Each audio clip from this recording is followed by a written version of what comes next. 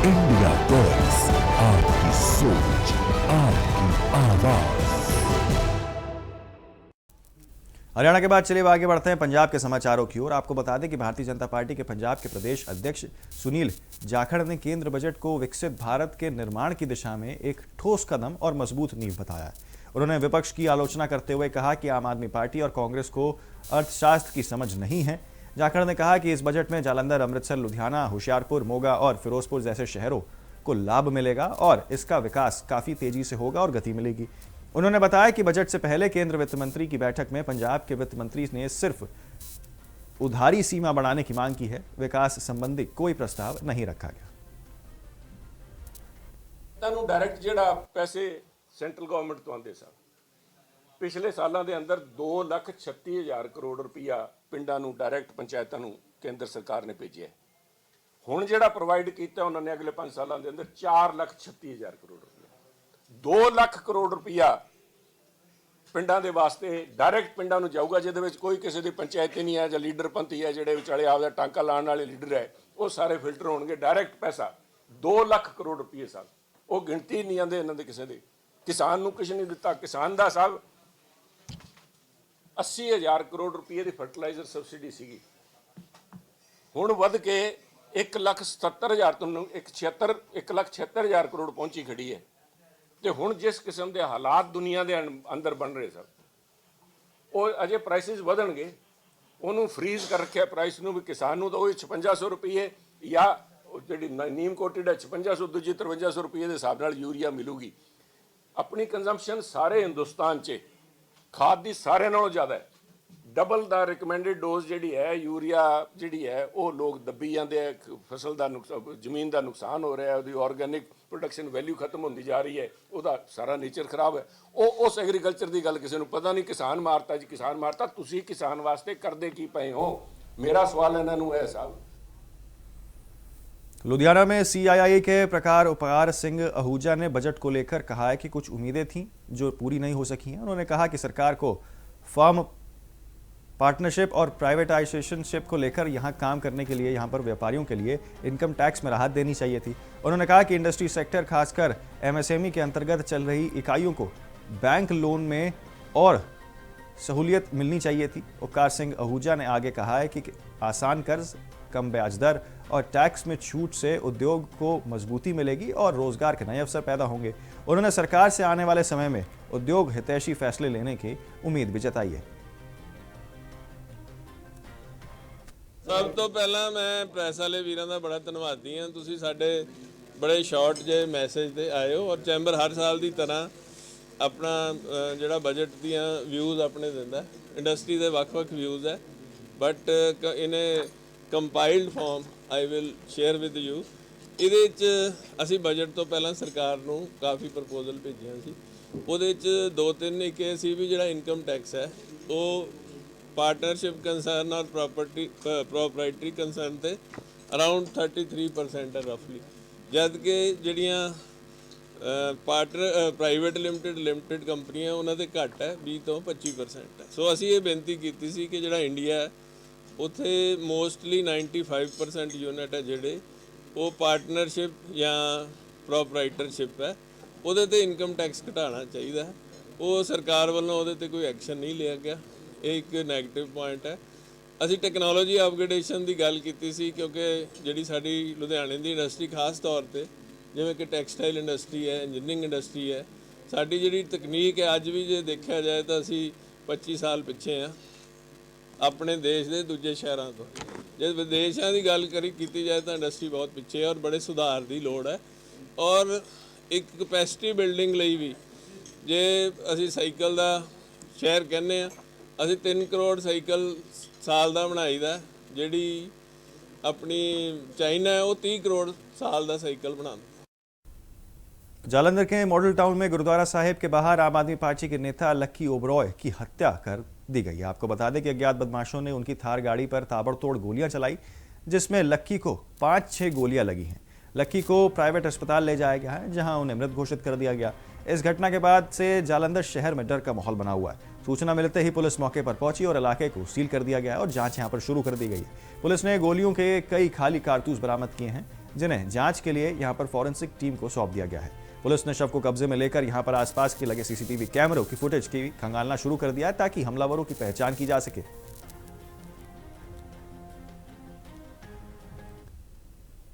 लुधियाना के पखनवाला रोड स्थित indoor stadium में सिटी नीड्स द्वारा 2 दिवसीय पंजाब एनजीओ एक्सपो लगाया गया था। आपको बता दें, जिसके बारे में कमलेश जी से खास बातचीत की हमारे संवाददाता अजय पावा ने। उन्होंने कहा कि तमाम संस्थाओं को एक जगह एकत्रित करना इसका मकसद है। देखिए जी, आप देख रहे हैं इंडिया वॉइस, मैं हूं अजय पावा। हम हैं लुधियाना के पखवाल रोड स्थित इंडोर स्टेडियम में, जहां पे पंजाब एनजीओ एक्सपो लगा है। पहली बार इसको एक्सपो को लगाया गया, जहां पे जितनी भी एनजीओज हैं उन सबके एक स्टॉल लगे हुए हैं। वो स्टॉल जो हैं क्यों लगाए गए हैं, क्या कारण है, उसके लिए मेरे साथ मैडम मौजूद हैं। मैडम, क्या नाम है आपका? जी, कमलेश गुप्ता। कमलेश जी मेरे साथ मौजूद हैं और ये इस समय होस्ट भी कर रहे हैं इस प्रोग्राम को। मैडम, क्या मकसद है एक एक्सपो लगाने का? जी, मैं सिर्फ ये मंच संभाल रही हूँ, लेकिन एक्चुअल में जो होस्ट है हमारे होस्ट है सिटी नीड्स और ऑफिशियल पार्टनर हैं डिस्ट्रिक्ट एडमिनिस्ट्रेशन, हमारे वेन्यू पार्टनर है म्युनिसिपल कॉरपोरेशन और हमारे आउटडोर पार्टनर है लीफ पेरी और इसके अलावा content partner 1000 things in Ludhiana. और जितनी हमारे साथ में इंडस्ट्री है, इंस्टीट्यूशन है, वॉलंटियर्स हैं, एनजीओज हैं, आप देखेंगे कि आज और कल जो था हमारा 1 और 2 फ़ेब, पूरे पंजाब भर के एनजीओज तकरीबन 70 से ज़्यादा स्टॉल्स यहाँ पर लगे हैं। ये एनजीओज अलग अलग मकसद के साथ यहाँ पर आए हैं और ये एक्सपो का मकसद यही है कि जो डोनर्स हैं उनको एनजीओ के साथ हम एक मीट कराएं और ट्रांसपेरेंसी के साथ, क्योंकि दान हर कोई देना चाहता है और लुधियाना में इतनी सामर्थ्यता है और हम चाहते हैं कि ये जो सोच है, ये जो संस्कार है आगे बढ़े, कल की बेहतरी के लिए, शहर की बेहतरी के लिए और समाज के कल्याण के लिए। तो इसके लिए सब मिलकर, सिटी नीड्स के साथ सभी मिलकर एक अद्भुत जोश, आनंद, उत्साह आप यहाँ देख रहे होंगे, क्योंकि ये इंसानियत का जज्बा है, ये सेवा का जज्बा है, ये करुणा का जज्बा है, जिसमें एक ही मकसद है कि किस तरह से हम भलाई के काम को, किस तरह से हम लोक कल्याण के काम को, किस तरह से हम जो अनप्रिविलेज सेक्टर हैं उनके बच्चों को, उनके परिवार को मदद करके उनके ज़िंदगी को खुशहाल बना सकें। क्योंकि अगर हम किसी और के रास्ते रोशन करते हैं तो हमारे रास्ते खुद ब खुद रोशन हो जाते हैं और विकसित शहर की हम बात करें, विकसित राष्ट्र की हम बात करें और एक हँसता बसता शहर तभी मुमकिन हो सकता है जब उस शहर में कुछ लोग नहीं बल्कि सभी लोग खुशहाल हो, समृद्ध हो, आत्मनिर्भर हो और जो बेसिक बुनियादी ज़रूरतें हैं, रोटी, कपड़ा और मकान, वो सबको मुहैया हम करा सकें। धन्यवाद मैम, आपका बहुत बहुत धन्यवाद। तो मैं आपको ये दिखाना चाहूँगा किस तरह से यहाँ पे स्टॉल लगाए गए हैं पंजाब एनजीओ एक्सपो के।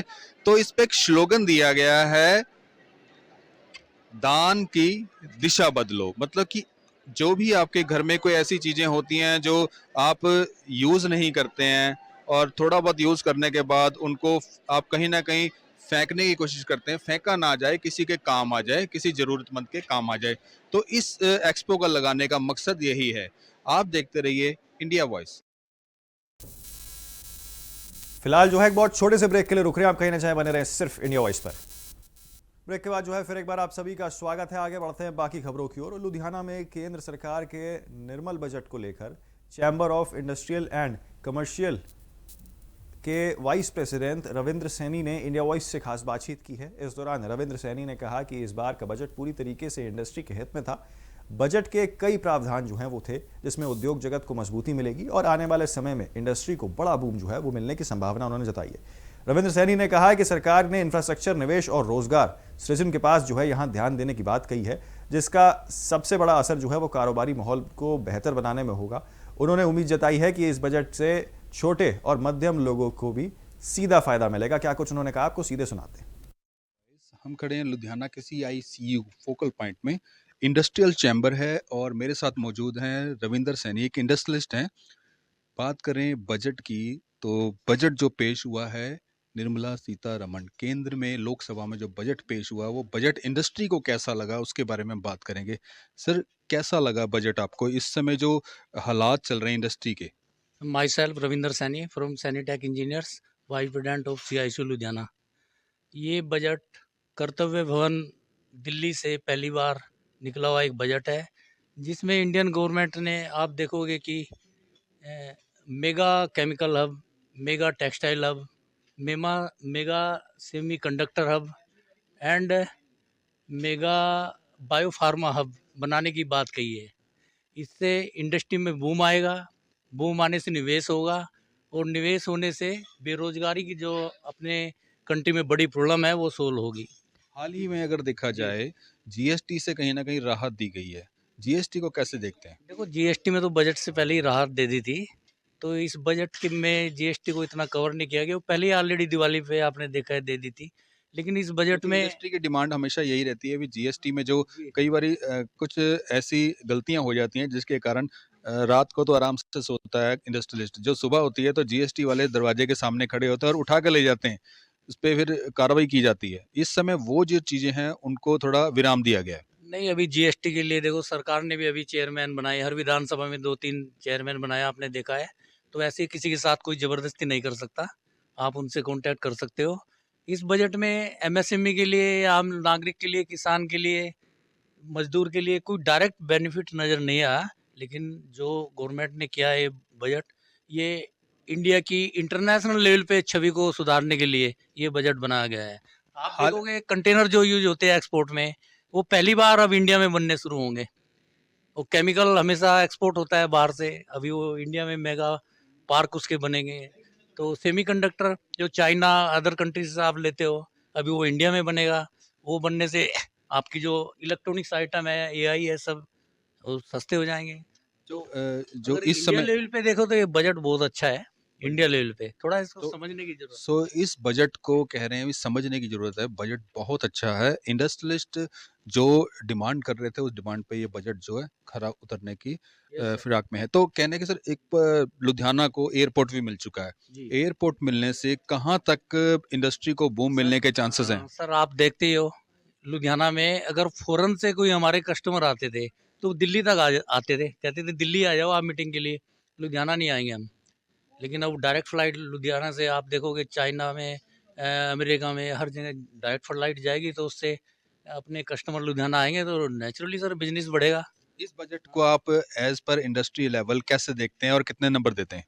देखो सर, मैंने वही कहा, इंडस्ट्रियल लेवल पे, कॉर्पोरेट सेक्टर में और इंडिया लेवल पे, वर्ल्ड लेवल पे ये बजट में 100 में से 99 है।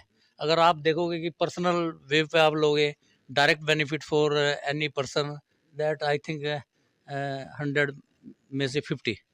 धन्यवाद आपका बात करने के लिए। Thank you. तो इंडस्ट्रियलिस्ट की जो डिमांड थी या जो सोच थी उस पे ये बजट खरा उतरता नजर आ रहा है। आप देखते रहिए इंडिया वॉइस। तो केंद्र वित्त मंत्री निर्मला सीतारमण ने अपना 9वां केंद्र बजट जो है वो पेश किया। इस बजट के बाद आम लोगों को मिलने वाले फायदे और महंगाई के लिए कर चर्चाएं जो हैं वो तेज हो गई हैं। इसी कड़ी में चंडीगढ़ स्थित सीआईआई में इस बजट पर विशेषज्ञों ने अपनी राय जो है वो रखी है। एक्सपर्ट्स के अनुसार बजट में इंफ्रास्ट्रक्चर, मैन्युफैक्चरिंग और एमएसएमई पर जोर दिया गया है, जिससे रोजगार के अवसर बढ़ेंगे। कुछ वस्तुओं पर कस्टम ड्यूटी से छूट से आम लोगों को राहत भी मिलेगी, जबकि कुछ सेक्टर्स में टैक्स बदलाव के कारण खर्च जो है वो बढ़ सकता है। विशेषज्ञों ने कहा कि यह बजट लॉन्ग टर्म ग्रोथ पर केंद्रित है और इसका असर आने वाले समय में जरूर दिखेगा। बहुत सालों के बाद मैं देख रहा हूं कि फुल्ली टेक्नोलॉजी ओरिएंटेड बजट है, जो कि देश में AI infrastructure, solar power infrastructure, decentralised power, agriculture, biopharma और टैक्सेशन और एमएसएमई को स्ट्रेंथन करने के लिए के फोकस पे है। देखिए, मुझे लगता है कि पंजाब और हरियाणा में बहुत सारा जो इकॉनमी इंडस्ट्रियल होने के अलावा रूरल बेस्ड इकॉनमी भी बहुत बड़ी है। और डिसेंट्रलाइज्ड सोलर, फार्मर्स को 2 मेगावाट तक के फार्मर्स कोऑपरेटिव या रूरल बेस्ड एग्रीकल्चर लैंड के ऊपर सोलर पावर को बहुत इनकरेज किया गया है इस बजट के अंदर। और एमएसएमई भी बहुत है इन दोनों स्टेट के अंदर, उनके लिए भी बहुत सारी पॉलिसीज लेके आए हैं हमारी सरकार। रेलवे और डिफेंस की अगर बात करते हैं तो बहुत ज़्यादा जिक्र कैसे? देखिए वो केवल ये उन सेक्टर्स पे डेफिनेटली आज के बजट में कम चर्चा हुई है, लेकिन वो राउंड द ईयर उस पे काम चल रहा है। आप देख ही रहे होंगे पिछले 10 सालों में रेलवे और डिफेंस में बहुत ज़्यादा चेंजेस आए हैं। तो प्रॉबली ये ओवरऑल जो है किसी एक सेक्टर को ना देखते हुए ओवरऑल देश को टेक्नोलॉजिकली सशक्त करने का बजट है, उसी के ऊपर फोकस है।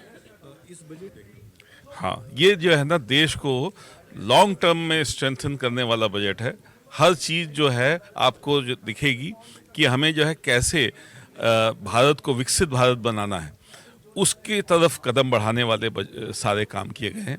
और देखिए देश तो जो मजबूत होगा वो देश की छोटी छोटी जो इंडस्ट्री है और देश के फार्म्स हैं, वहाँ की प्रॉफिटेबिलिटी और वहाँ की कॉम्पिटिटिवनेस के साथ ही देश सशक्त होगा। और ये उन्हीं सारे सेक्टर्स को इम्पैक्ट डाल रहा है कि किस तरीके से हमारी देश की एग्रीकल्चर और इंडस्ट्री और डिसेंट्रलाइज्ड इकोनॉमी मजबूत हो, उसके ऊपर ध्यान दिया जा रहा है इस बजट के थ्रू। जी, मेरा नाम है कर्नल शैलेश पाठक। मैं एक हिमाचल का इंडस्ट्रियलिस्ट हूँ और पंचकुला में रहता हूँ। CII से मैं हिमाचल का पास्ट चेयरमैन हूँ, CII स्टेट काउंसिल का, और जो Indian green building council Chandigarh chapter का भी पास्ट चेयरमैन हूँ। हमारी इंडस्ट्री है ग्लास इंडस्ट्री, जिसमें हम डोर्स, विंडोज़ और ग्लास बनाते हैं। ये जो बजट है मैं इसको कई तरीके से देखता हूँ। सबसे पहले ये लॉन्ग टर्म बजट है, ये लोक लुभावन बजट जो है वो नहीं है, और अगर होगा भी तो उन्होंने ऐसा अपने स्पीच में कुछ बताया नहीं।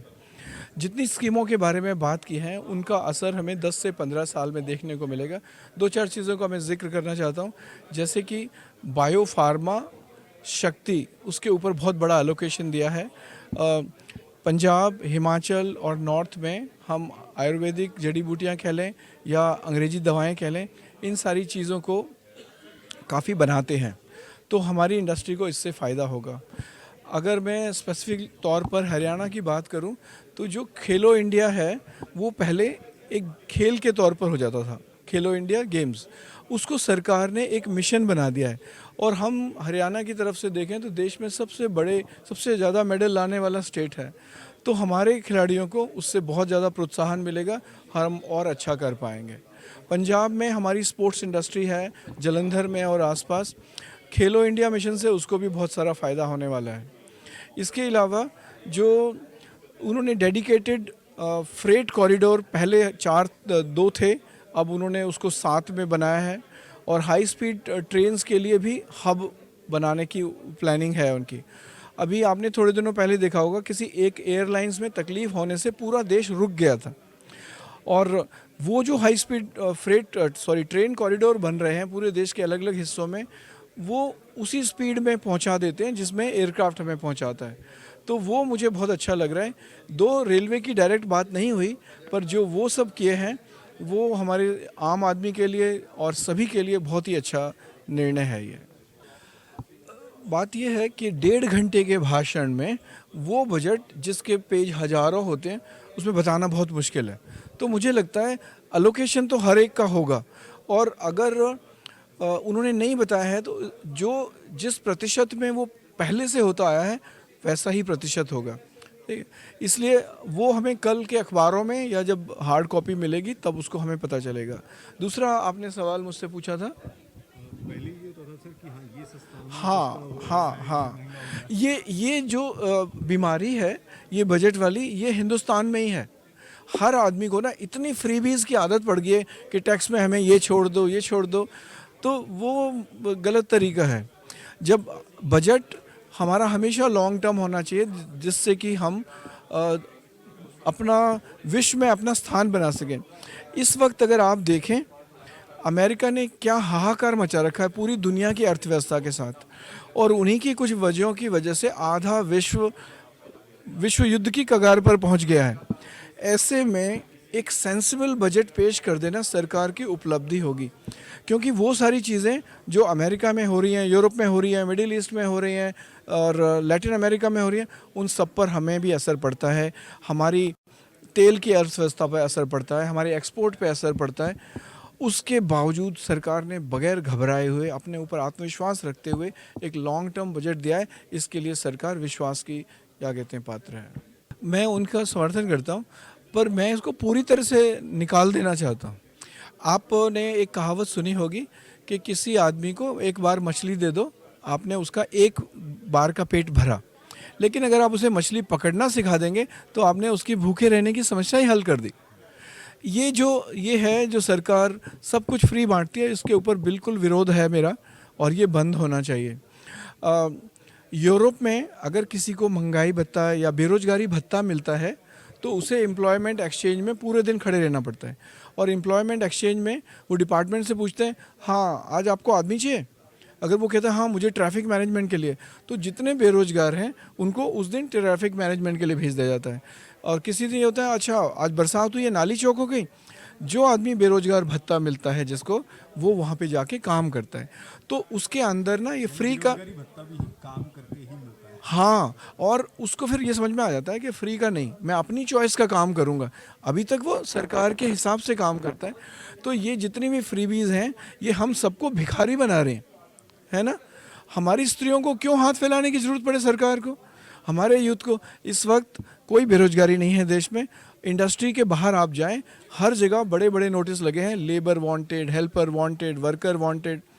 जितना दुनिया में ग्रोथ हो रहा है, हमारी इंडस्ट्री में भी बहुत ग्रोथ हो रहा है, लेकिन हमारी प्रॉब्लम ये है, या तो हमें अच्छी स्किल के। तो फिलहाल के लिए पंजाब के समाचारों में मेरे साथ इतना ही। जल्द होंगे हाजिर और खबरों के साथ। आप देखते रहें और बने रहें सिर्फ इंडिया वॉइस।